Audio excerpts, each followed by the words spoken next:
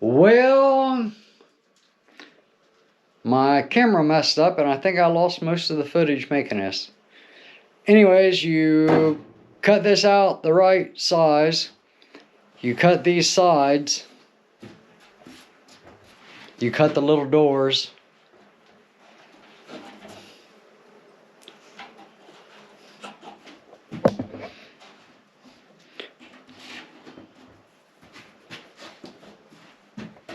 Then you cut your hole in the center, cover it with screen.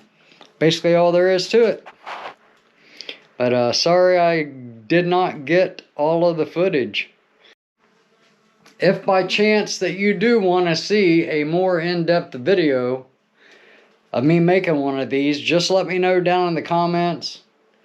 I make these probably every 3 or 4 years because again I just use scrap lumber. This lumber right here is probably already on its last legs, but it'll get me through this season, probably get me through next season, and it didn't cost me anything because all this is made out of scrap lumber. So even the hardware cloth was just pieces I had left over from building beehives. The only thing that it cost me money was the staples and the nails and the glue. So everything else was just leftover pieces from other things. So thanks for watching.